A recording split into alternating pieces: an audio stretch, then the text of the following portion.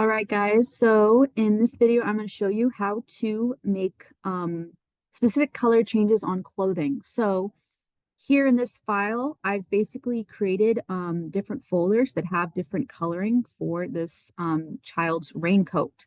So I'm going to show you how we do that, how we select individual colors and change only those colors in an image. So to start off, I'm going to go File, Open, and I'm going to open my image, whatever image I choose to download. You can use whatever you want.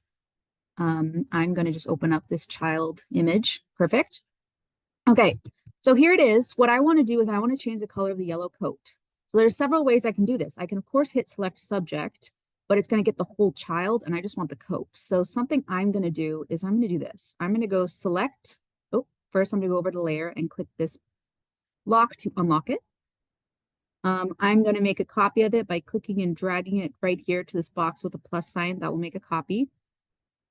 All right, now we're good. Got ahead of myself. Now I'm going to go select, and I'm going to go to something called color range. If I click that, I get this panel, and what I'm going to do is click the middle eyedropper button here with the plus sign, and I'm going to just click and drag over all the points on the yellow. And see in white, this is showing what it's selecting. It's selecting a little too much. I need to make sure I turn on localized color clusters. So now when I drag it around, you can see it's mainly selecting the jacket. So I'm going to kind of drag this around, get as much of the jacket as I can. And it's getting some of the leaves you can see, but we're not going to worry about that too much right now. I just want most of the jacket. When the clothing piece is mostly selected, I'm going to click OK. And what that's done is it's selected basically all the yellow, which does include some leaves. So that's okay. We'll take care of that when we mask it. So what I can do is I can just hit mask right here. And what that's done is if I hide my bottom layer by clicking the eyeball, it's basically selected all the yellow from that coat. Now, that doesn't look that great, so I might also click on the child and click select subject. And so I already have it masked out with the colors, the yellow color, but now I'm going back to the image and clicking select subject and having it select the child. Perfect. So it selected the kid. I am going to use my quick selection tool, and I'm going to use this minus selection, and I'm going to just drag this up so that I get rid of the pants from the selection, try to get rid of this front little hat he has, and I'll try to get rid of most of the backpack. I don't want all of this part because I want this yellow right here. This is fine right now to work. We just want this selected so that I can go back to my mask and grab white and paint in, because we want this just like a clean mask all around the rain jacket. So I'm going to hold down Alt and click on this mask, and I'm just going to paint in. That's fine. And then what I also want to do is I want to go select inverse on this mask, because I want to get rid of all of the little leaves that it's been picked up. Oops, I want black. So I'm painting outside the mask and getting rid of all the leaves. I don't want any of the leaves.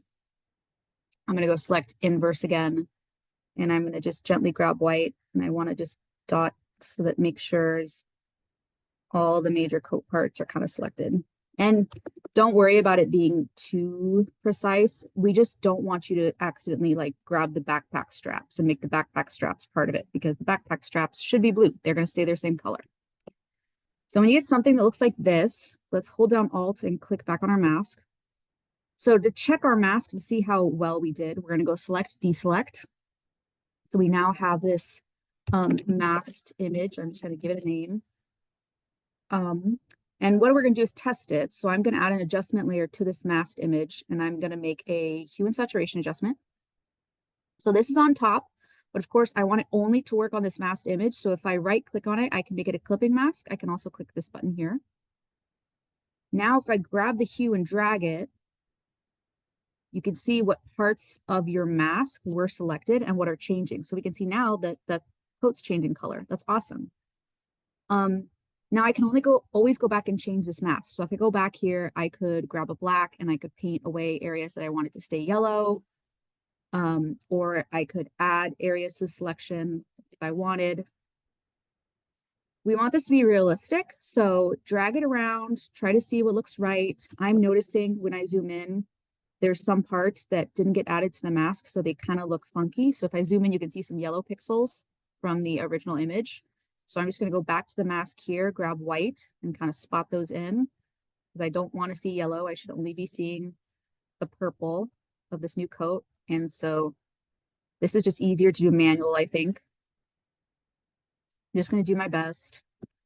Remember, you don't need to get every single pixel. Like, as long as it's, for the most part, looks purple from afar or looks whatever color you want, that's fine. Oh, and little hand turned purple. I don't want that. That's a little child's fist. Don't want that purple. Okay. And then white here on these edges. Sweet. And so what I'm going to do is I'm going to grab this hue and saturation layer. I'm going to hold down Shift and click on this image. And I'm going to right click and go to New Group from Layers. I'm going to click that and I'm going to type purple or whatever color it is and click OK. So now this is its own little layer. What I can do is I can duplicate this layer by or duplicate this group by dragging it to the little Add Layer button here.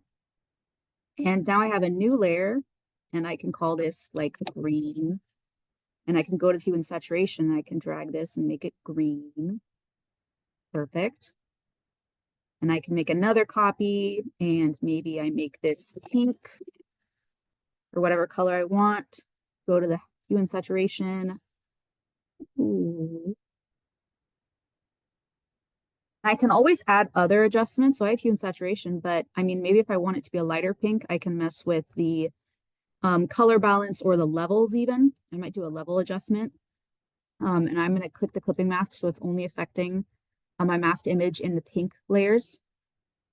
So here I can kind of see, I can mess with how dark the shadows are, how light the highlights are. And remember, I'm trying to make it look realistic. So I don't want to do something like this because all of a sudden that's way too much contrast. So I'm just doing little adjustments that I think make it look a little more realistic. So I can just play with that a bit. I like that. It's like a little brighter pink. That's good. And then what I'm going to do to turn this in is, of course, I want to save it to my Creative Cloud. But what I'm going to do is I'm going to export this image right on the screen as the pink jacket. So I just say pink jacket or pink coat. Save that wherever, that PNG, save to my desktop. And then I'm going to click on the eyeball to hide that pink layer. It's just loading. Come on. Click on that to hide it. The green's right under it. And I can do the same thing. Export the green. And then I'm going to hide the green and export the purple. Okay. So you're going to turn in the original image and the 3 new colors you came up with. Okay. And so again, all we did was we messed with what's called our color range selection to select individual colors. And if that you feel doesn't get a good enough grasp, you can always go back and select subject. You can select subject and kind of clean up your mask. You can always go back and adjust masks. That's why they're so great. Okay, good luck coloring, guys.